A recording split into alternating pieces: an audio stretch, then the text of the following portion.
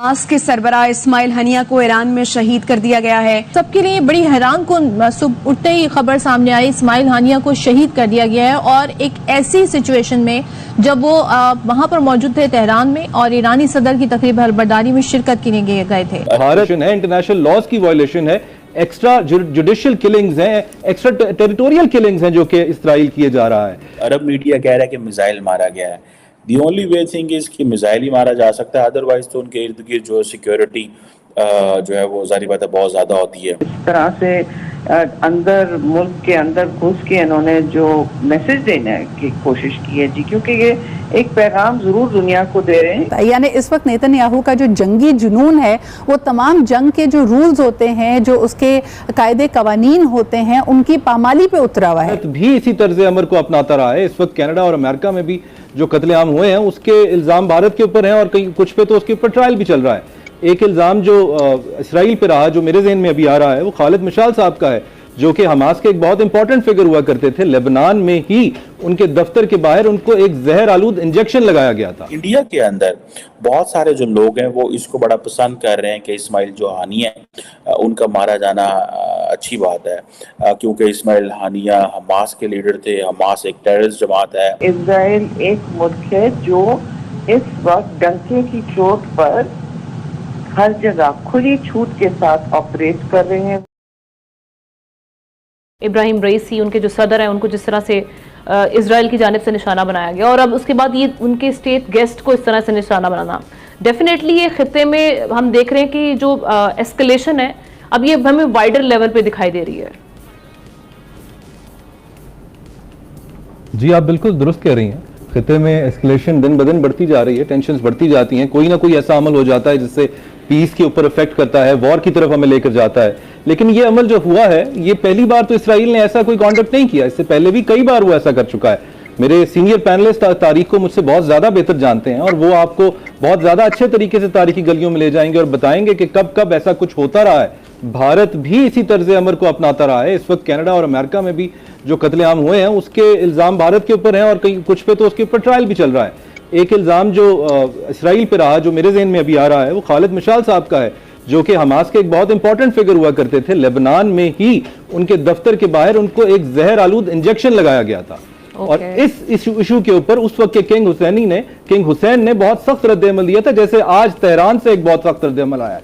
लेकिन ना उस वक्त किसी सख्त रद्द-ए-अमल की शायद परवाह की गई, ना आज परवाह की जा रही है। और हम देख रहे हैं कि पिछले एक साल से जो जंग यहाँ चल रही है, बच्चों को मारा जा रहा है, औरतों को, बुजुर्गों को, जवानों को मारा जा रहा है, वो हर तरीके से इंसानी हकूक की वायलेशन है, इंटरनेशनल लॉज की वायलेशन है, एक्स्ट्रा जुडिशियल किलिंग्स हैं, एक्स्ट्रा टेरिटोरियल किलिंग्स हैं जो कि इस्राइल किए जा रहा है। जहां तक हानिया साहब की शख्सियत का ताल्लुक है तो वो उन लोगों में से हैं जिन्होंने इसराइल की बर्बरियत को फर्स्ट हैंड हमेशा से मुतासिर रहे हैं। उनको अपने वालिदैन के साथ उनके आबाई घर से निकाला गया, उनको मुल्क बदर किया गया, उनको कई बार जेल में डाला गया।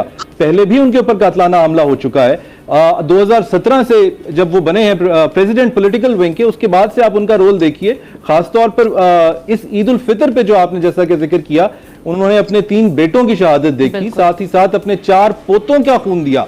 तो जिस शख्स ने अपनी औलाद का खून दे दिया हो उसके लिए अपनी जान शायद कोई मानी रखती नहीं है। उसके लिए तहरीक ही सबसे जी उसके लिए तहरीक ही सबसे बड़ी रह जाती है। लेकिन ये बात भी कहना जरूरी है कि इसराइल ने अपने इस हमले से अपने गरूर का मैसेज कई लोगों को दिया है, कई लोगों को नुकसान पहुंचाया है। सबसे बड़ा नुकसान तो फलस्तीन के लोगों को पहुंचा है, जहां पर कहा जा रहा था कि ये निगोशिएशंस की बात कर रहे थे, कमेटी का हिस्सा थे, कोशिश कर रहे थे कि सीज फायर हो जाए। लेकिन इसराइल का इरादा कोई सीज फायर का लगता नहीं है। वो चाहती है कि जंग आगे चलती जाए, बढ़ती जाए। और जो उन्होंने बहाना तो हमास का बनाया हुआ है, लेकिन उनका असल मकसद नस्ल कशी है वहां पर। इसी तरीके से ये हमास का नुकसान है, हमास का के ऊपर बहुत बड़ा सवालिया निशान है। और ईरान के ऊपर एक सिक्योरिटी फेलियर, जैसा आपने अभी फरमाया, ये सिक्योरिटी फेलियर है। ये नए आने वाले प्रेसिडेंट साहब के लिए बहुत बड़ा चैलेंज है कि अभी उन्होंने पूरे तरीके से इक़्तिदार संभाला भी नहीं है कि उनको एक इतने बड़े मसले का सामना है।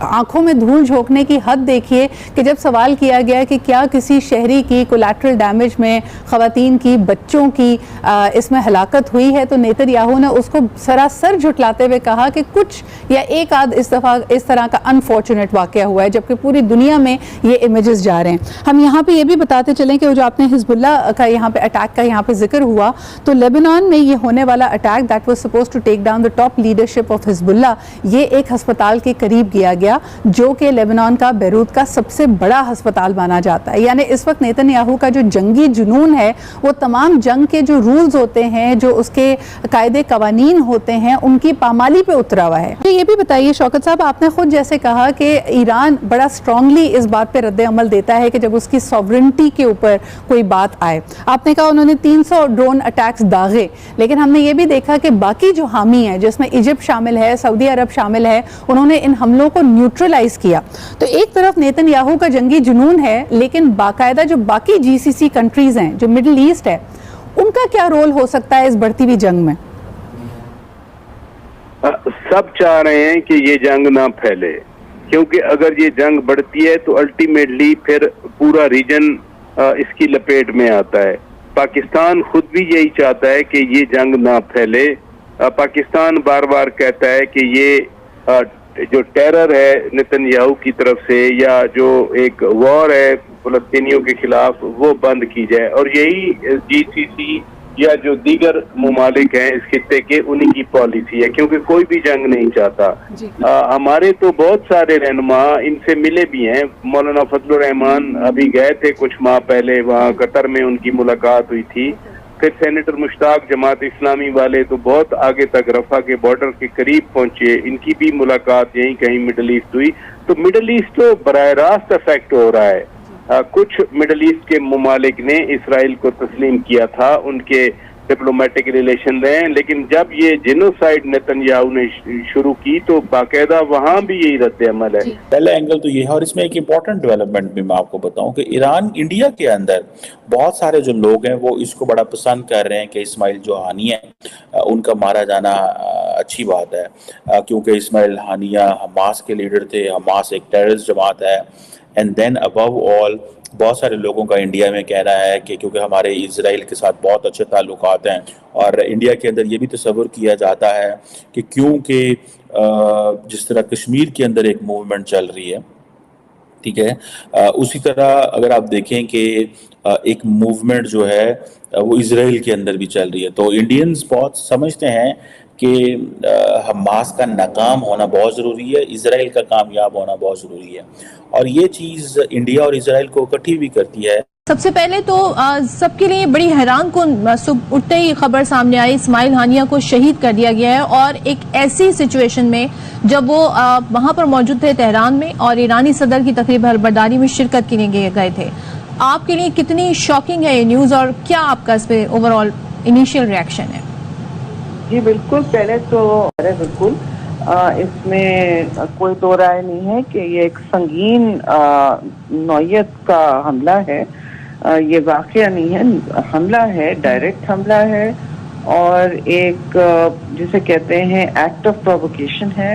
इस तरह से अंदर मुल्क के अंदर घुस के इन्होंने जो मैसेज देने की कोशिश की है जी, क्योंकि ये एक पैगाम जरूर दुनिया को दे रहे हैं। वो एक ये नहीं है, एक तो ये है कि हम मज़ाकराती अमल में मतलब ऑब्वियसली सीरियस नहीं थे, क्योंकि जब मज़ाकराती अमल शुरू होता है या सीज फायर उसके आगे सियासी हल की बात की जाती है, तो उसमें इस किस्म की एक्टिविटीज़ जितनी भी अस्करी एक्टिविटीज़ हैं वो तो कम कर दी जाती है ना। ये तो अब इसको आगे ले जा रहे हैं, ये हर बात को आगे ले जा रहे हैं और एक संगीन नौयत तक पहुंचा रहे हैं। फिर दूसरी बात ये कि ईरान में टाइमिंग देखिए, जिस मौके पर उन्होंने किया है, उनके नए सदर की हल्फदारी थी जहां दुनिया के आला ऑफिशियल्स पहुंचे होते हैं, और एक ट्रांजिशन का मौका है उस वक्त, और सारी दुनिया में ये देखा गया है कि उनके एक मॉडरेट सदर आए हैं, उनको एक यानी कि